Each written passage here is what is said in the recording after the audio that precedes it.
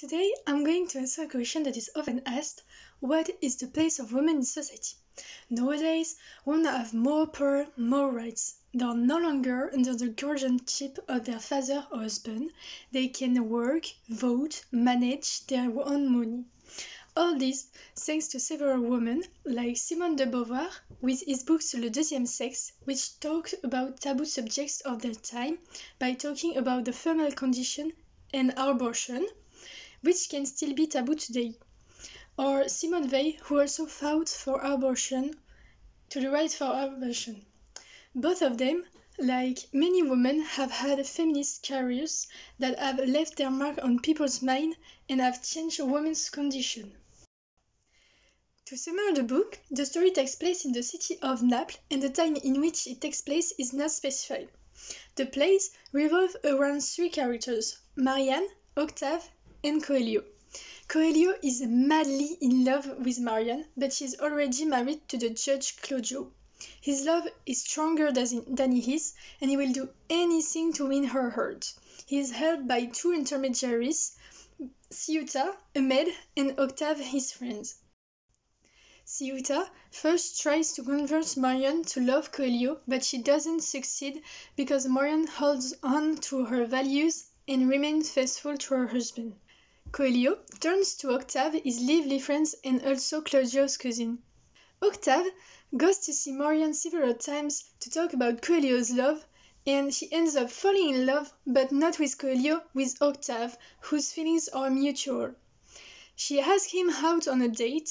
Octavian is faced with a dilemma, but decides to remain loyal to Coelho and encourages him to go on a date instead. Meanwhile, Claudio begins to suspect that his wife is having a lover, so he hires two Spadassin to assassinate any man who approaches his wife. On the day of the appointment, Coelho finally shows up, but Marianne, not knowing that it was not Octave, calls him by his first name. The Spadassin being present, they kill Coelho, and he dies thinking that the date was a trap by Octave, who would have sent him to be killed in his place. The final scene takes place at Coelho's grave, with Octave announcing that he was renouncing to the pleasure of life and rejecting Marianne's love for good. Why read this book? Because this book is about love. In the first scene of the first act, Ceuta, a maid, approaches the beautiful Marianne and says, "A young man in this city is madly in love with you." The same young man, Coelho, tells his friend in the same scene that he loves her and says, "When I see her, my sword tightens and I choke as if my heart were lifting to my lips." The whole place revolves around this love story, this impossible love for Coelho because he can never receive Marianne's hurt. Because this book is about the definition of woman. Marianne asks herself the question of what a woman really is in Act 2, Scene 1. She answers by saying that it's the occupation of a moment, a fragile cup. She makes it clear that women are considered like part of pleasure, and that a man who sees a woman would say that it rather be a beautiful night that passes than a lifetime of happiness. This can be translated into the fact that men will not first think of a woman that they could live with her all their life, but only express their desire for one night. This book is about the condition of women. Octave says, "You are like roses of Bengal, Marianne, without thorn and without perfume," in Act 2, Scene 1. He makes this comparison because for him she is indifferent. She can neither love or hate. Marianne then replies that she can't make a choice because if she agrees to love Coelho, she will be pointed at, criticized. But she refuses to love him, she will be seen as a monster. So she's stuck. She can't choose because in any case she will be blamed for something. To conclude, this is my answer to the question that was asked. The status of women in the text has changed considerably. Women are less and less seen as objects, even if it's still sometimes the case. However, the choice that Marianne couldn't make in her time is still relevant today, because whatever we do, we will be criticized for one way or another. I hope And I still believe that mentalities will eventually change and that discrimination will eventually stop because, yes, as a woman, I'm equal to men. Hi everyone, I'm Lucia Sessman come to you today to talk with you about feminism and the women's cause. For that I'm going to talk to you about the theatre play La Colonie written by Marivaux in 1750. It's talked to us about feminism without talking really about feminism. It's a group of people, men and women, who land on a Iceland. Women are fighting to have a power, but above all to have a place in the whole male political world in this time. There is a lot of irony in this piece. There is a lot of irony in this place. The women are sarcastic many times. The men in this theater play don't want women to go into politics. For them, women are still meant to be at home doing household chores. But they are developing a plan to ensure they will come to power. The main female characters find that marriage is something indecent to women's freedom. So they try to convince women to leave their lovers. Et le mariage tel qu'il était jusqu'ici n'est plus qu'une pure servitude que nous abolissons, ma belle enfant, car il faut bien la mettre un peu au fait pour la consoler. They also have the power of speech. They want to be listened when they have something to give. We are also told about the notion of woman from birth. The fact that women were brought up to cook and clean, and men were brought up to go into coma or do manual labor. Et, que voulez-vous? On nous crie dès le berceau, vous n'êtes capable de rien, ne vous mêlez de rien, vous n'êtes bonne qu'à rien, qu'à être sage. The announcement of the war at the end of the text with Madame, on vient d'apercevoir une foule innombrable de sauvages qui descendent dans la plaine pour nous attaquer. And the almost natural distance of women from this event proves that mentality have yet to change, even if some things have changed since the publication of this book.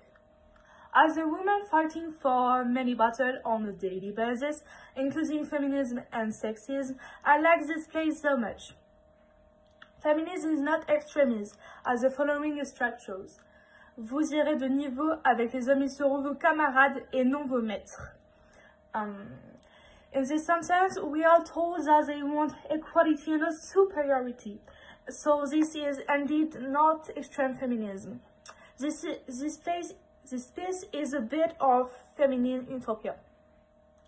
I think that all feminists and all allies should read this book, because it's a revelating book that seeks to make us reflect on the women's cause.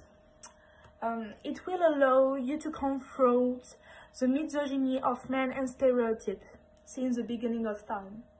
In this text, we will focus more on the difference between women and men, but today these things have not totally changed. That is exasperating. Women have more words than before, but misogyny is still a part of women's everyday life. For example, the wage difference. I hope you will read this book. It deserves to be read by all. Breathe, goodbye, and have a good day. Hello everyone, I am here today to talk about statues of women. Many women around the world are still abused, forcibly married, underestimated and subject to social pressure to empower to do what they want. I'm going to tell you about Une si longue lettre, a novel written by Mariam Abba, the first African writer to describe the place of women in the Senegalese Muslim society, although similar to many other societies. It is an epistolary novel where Ramatoulaye writes later to her best friend Assatou during her widowhood. She tells the difficulty of being a woman, her memories and hope as a student, her widowhood after the death of her husband Modou, during which she was locked up at home and saw her property redistributed to her family-in-law. She also talked about her husband polygamy and his second wife, who is the same age as her daughter, who he married under duress. She talks about the difficulty of raising 12 children, especially the girls. She also talked about the pressure of remarry after widowhood, or how her friend Binatu escaped with her children to USA after her husband's second marriage. This book is about the status of women by dealing with polygamy. As a remember, a polygamous man is a man married to several women while they have only him. In ces longues lettres, the polygamy of the husband is experienced by the two women, Ramatoulaye and Assatou. Both are deeply hurt after many years alone with their husband and loving each other. They both end up marrying a younger woman. Assatou, the first to fall victim, flees to the USA with her children. Ramatoulaye, on the other hand, decided to stay despite the protest of her older daughter, Daba. Then the condition of women is addressed with forced marriage. For example, the second marriage of Modou with a doctor and therefore has a very good financial situation. He marries Bintou, a friend of Daba. They are in the same class, they have the same age, and they both pass the high school degree at the end of the year. Bintou did not want to marry him. She wanted to pass a high school degree, but her family has financial difficulty. They put pressure on Bintou to accept this marriage, which will benefit them materially. There is also a question of forced marriage when many suitors come to ask for Ramatoulaye's hand in marriage after the widowhood. It is inconceivable for a woman to stay alone without a husband. And once again, it is a question of money. Ramatoulaye have to raise 12 children. For most women in Senegal, living with a husband is living without income. Fortunately, this is not the case for Ramatoulaye, who is a teacher and can count on Assatou's help.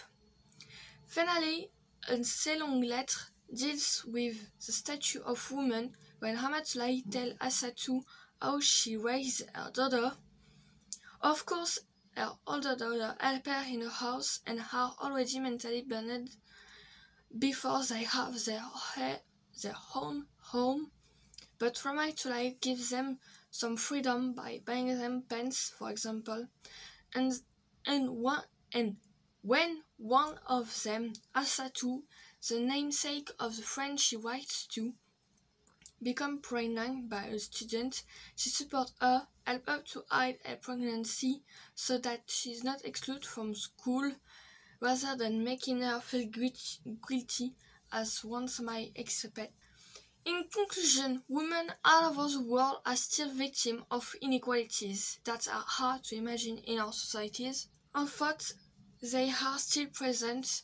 Polygamy, which makes women feel like mere objects to be accumulated, betrayed by a man they thought they were loved, deeply hurt by this lack of respect, they must keep their head up and not let anything show, because polygamy is considered normal in these societies. Forced marriage are a source of despair for girls who are often too young and who had many dreams of studies, work, and true love, and were a source of anguish for more or less young widows who are not given the time to grieve as they would like, and who are passed from hand to hand like a common object once again. And to raise the girls and other children or the future generation with kindness, teach them what freedom is, to respect their own and others. We must fight for rights, abolish all traditions that are no longer relevant and should never have existed. Estoy encantada de estar aquí con ustedes por videoconferencia a pesar de la crisis de salud. Estoy Julie Berthier, alumna en el Instituto Jean Bart en el norte de Francia. Me interesan los temas de la mujer desde que era pequeña. Recuerdo que cuando estaba en mi escuela primaria, mi profesora decía a las chicas de colorear en rosa y a los chicos en marrón.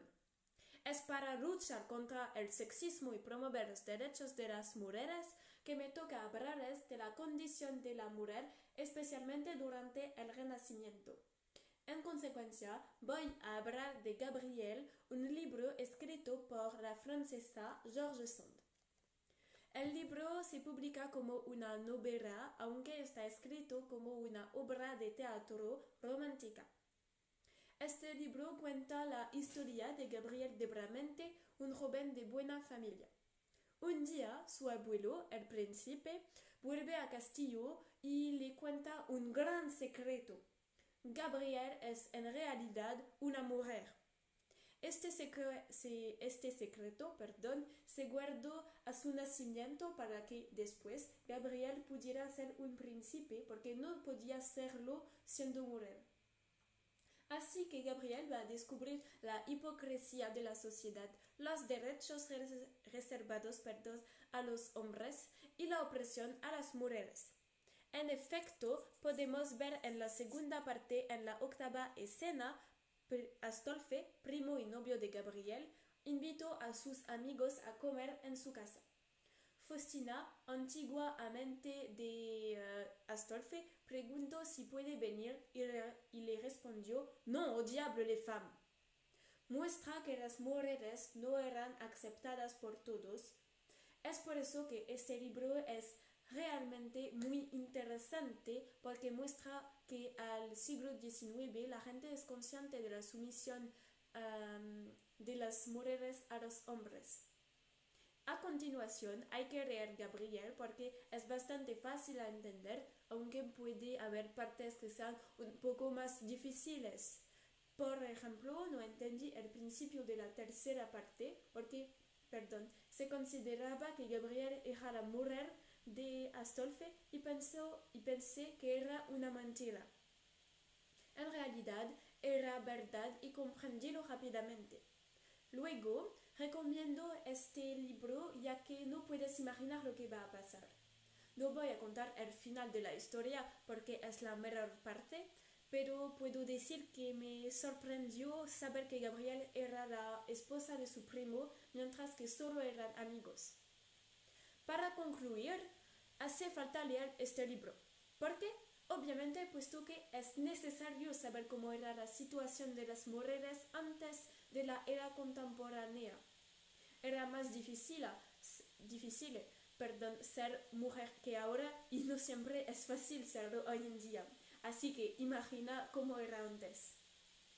Es un libro que nos enseña poco a poco el sufrimiento de las mujeres, especialmente Gabriel, que querían ser libres como los hombres. Gabriel no es un libro que trate el feminismo desde la primera hasta la última página. Pero si ustedes están en contra de la dominación masculina, y espero que ustedes lo estén, este libro es para ustedes, sobre todo porque es bastante fácil de entender, aunque sea una obra de teatro. Opino que a ustedes no les gusta saber el fin de una historia. Así que este libro es perfecto para ustedes. Primero, la trama es muy interesante y apasionante. Y segundo, no se puede imaginar lo que va a pasar. Cuando ustedes lo lean, ustedes se sorprenderán mucho, realmente. Gracias por escucharme y espero que ustedes lean este libro. Adiós. Mesdames, Messieurs, si je m'adresse à vous aujourd'hui, c'est pour vous parler d'un sujet qui me touche particulièrement. Les femmes sont victimes d'agressions sexuelles, et ce, depuis bien des années. ce qui est anormal, inconcevable et inhumain. J'ai donc décidé de vous partager le livre Rose Rage, écrit par Ilana Quentin, qui évoque l'agression d'une lycéenne nommée Amélie. Cette jeune femme s'est fait agresser sexuellement par un autre adolescent. La jeune femme s'est défendue et malgré les circonstances, le traumatisme subi, elle a été expulsée de l'établissement. Est-ce que vous trouvez ça normal qu'elle soit punie alors que son agresseur est libre de circuler au lycée et serait peut-être capable de recommencer avec une autre adolescente? En ce qui me concerne, c'est illogique. Une autre lycéenne a choisi de prendre sa défense en invitant toutes les jeunes filles à se regrouper dans la cour afin de montrer leur colère et de défendre leur amie. Alors, elle a décidé de se battre pour obtenir justice. Comme si tel dans le roman, on ne peut pas laisser passer cela. Il faut que justice soit faite. Malgré de nombreuses complications, les lycéennes ont obtenu justice à la fin de l'ouvrage. Il est intolérable que des comportements comme ceux du lycéen ne soient ni signalés ni punis. Les violences de genre, la domination masculine et le harcèlement sexuel continuent de gagner de l'importance malgré les combats menés par les femmes du monde entier, et ce depuis une éternité. Les femmes ont toujours été victimes d'injustice, toujours devoir se poser des questions sur leur façon de s'habiller, sur leur façon d'être pour ne pas attirer le regard des hommes. Je pense qu'on aimerait toutes pouvoir sortir de notre domicile sans avoir peur, sans devoir supporter autant de pression ou de mauvais regards. Personnellement, je n'ai jamais connu ce genre d'injustice, mais je ne veux certainement pas la traiter à quiconque. Imaginez votre mère, votre fille, votre femme ou votre nièce à la place de cette lycéenne. Qu'auriez-vous fait? Agiriez-vous comme Rachel, l'adolescente qui a défendu Améline, ou comme la plupart des gens, ne rien faire, fermer les yeux et laisser les femmes plonger dans les ténèbres? À l'heure d'aujourd'hui, cette question ne devrait même plus être posée. Je ne comprends toujours pas pourquoi les femmes sont encore victimes d'agressions, de harcèlement. Je trouve cela épouvantable, honteux et inconcevable de vivre encore de telles tragédies en 2021. Alors maintenant, si votre lycée exclut chaque fille qui essaye de se défendre à cause d'agressions, cela n'est pas normal. Il faut agir. Dans le livre, il est écrit que ce n'était pas qu'une histoire de solidarité féminine, mais pour celles qui se sont battues pour obtenir justice dans le lycée, c'était la preuve que l'on pouvait refuser le silence. Elles n'étaient donc plus obligées de subir passivement leur sort, et qu'elles pouvaient se battre pour nos droits, pour ceux des femmes qui n'avaient pas encore les moyens de se défendre. Alors agissons à leur place. Je vous invite donc à lire ce roman qui nous sensibilise davantage sur ce thème. De plus, les mots employés par la romancière sont simples et permettent de toucher un large public. Différentes émotions sont transmises au cours de l'histoire. En premier lieu, nous avons le sentiment de dégoût envers le jeune lycéen, puis la colère, car ce n'est pas normal que la direction laisse passer ce genre d'injustice. Au milieu du livre, nous avons de l'espoir pour Rachel et son groupe d'amis qui essayent de tout mettre en œuvre pour se faire écouter. À la fin, nous avons tous poussé un soupir de soulagement, car ils ont réussi. Message fort dans ce livre qui nous invite à ne pas abandonner et rester soudés. Rachel a vécu des épreuves difficiles, a souvent perdu espoir, mais elle s'est accrochée et le soutien de ses amis lui a permis de tenir jusqu'au bout et d'obtenir justice. Oui, mesdames et messieurs, nous avons sur le sujet des agressions sexuelles et sexistes un impérieux devoir d'action. Agissons ensemble. Je vous remercie de votre attention. Je souhaite vous parler d'un livre où nous pouvons remarquer une très grande différence de vie entre une femme de chambre et le reste de la société. En effet, les femmes subissent un traitement différent en fonction de leur statut de vie, et ce depuis bien longtemps. De nos jours, des milliers de femmes agissent ensemble pour essayer de faire évoluer ces injustices de ségrégation qu'elles vivent au quotidien, comme des inégalités salariales, mais aussi certains droits car ce sont des femmes, et encore plein d'autres genres de différenciation, alors qu'elles sont tout autant humaines que des hommes. Il ne devrait pas y avoir ce genre de distinction entre hommes et femmes, car le sexe ne fait pas le mode de vie. De mon point de vue, il existe encore plein d'autres genres de discrimination, à part dans le milieu professionnel, que les femmes vivent chaque jour, à chaque instant. Ce livre dont je suis occupée de vous faire part et qui aborde cette antithèse entre deux choses ou deux personnes se nomme Un cœur simple. Il fut écrit par Flaubert en 1877. Ce livre est plus précisément une nouvelle qui, je le rappelle, aborde l'écart de vie entre une femme de chambre et le reste de la société. Félicité est une femme de 50 ans qui est au service de Madame Aubin, bourgeoise de Pont-l'Évêque, veuve et mère de 2 enfants. Ses enfants s'appellent Paul qui est âgé de 4 ans et Virginie de 7 ans. Le quotidien de Félicité est plutôt routinier. Elle est un exemple d'organisation et de propreté malgré le luxe perdu de la demeure. Quand elle fut enfant, Félicité perdit ses parents. Elle fut alors placée dans une ferme dans la campagne normande où elle se fit maltraiter et accuser injustement de vol. Après cela, elle devient une fille de basse-cour dans une autre ferme. Un soir de bal, elle rencontra Théodore qui, sous l'effet de l'alcool, essaya d'abuser d'elle, mais qui, plus tard, une fois que Félicité lui pardonna ses actes, la demanda en mariage. Mais Théodore, pour échapper au service militaire, épousa une jeune femme veuve qui est prête à payer une autre personne pour accomplir son service militaire. Félicité, trahie, prit ses bagages et partit à Pont-l'Évêque, où elle rencontra Madame Aubin. C'est ainsi, à l'âge de 18 ans, qu'elle devint servante. Mais malheureusement, au cours de sa vie, Félicité perdra plusieurs êtres qui lui sont chers. Tout d'abord, elle perdit Victor, qui est son neveu et qui mourut à la guerre. Ensuite, elle perdit Virginie, qui, fort attachée à elle, mourut à cause d'une maladie. Et ensuite, elle perdit Madame Aubin, qui mourut de vieillesse. Mais entre deux, Félicité contracta une maladie. Au début, ça ne semblait qu'une angine, puis elle attrapa mal aux oreilles, puis devint sourde, et puis commença à perdre les esprits, ce qui la causa forcément à sa perte. Je conseille fortement la lecture de ce livre. Il est très court, facile à comprendre, et Flaubert n'emploie pas de mots malaisés. De plus, dans ce conte, Félicité a surmonté beaucoup d'étapes dans sa vie, comme la tentative à ce que Théodore abuse de notre protagoniste, mais également le fermier qui lui a mené une enfance très compliquée. Elle a fait de ces étapes sa force. En effet, Félicité n'a jamais voulu aussi baisser les bras. Elle a toujours voulu montrer le meilleur d'elle-même. Elle savait faire plusieurs choses en même temps et toujours rester très fidèle à sa maîtresse. D'ailleurs, le titre de cette œuvre, Un cœur simple, est sûrement relié à notre cher Bonjour. Je tenais à m'exprimer au sujet de la condition féminine dans le livre Gabriel de George Sand. Ici, la femme est d'abord méprisée et rabaissée dans l'éducation du jeune Gabriel. Mais au fur et à mesure de la lecture, l'auteur démontre que les femmes possèdent les mêmes capacités que les hommes. Mais celui-ci la rabaisse à un rang d'esclave, de bonne à rien.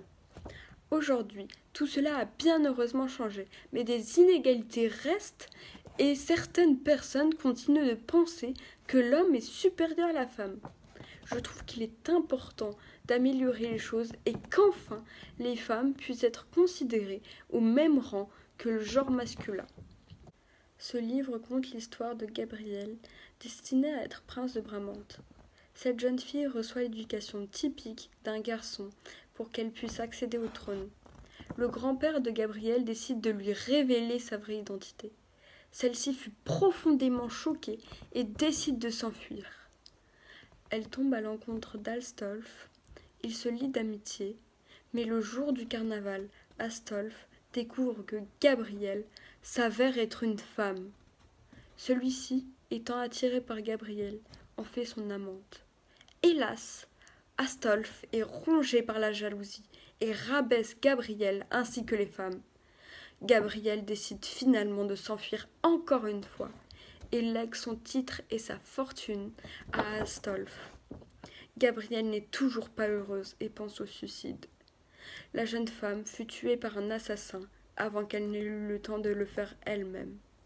Gabrielle est un roman dramatique et de fiction sous forme de littérature théâtrale publié en 1839 par George Sand.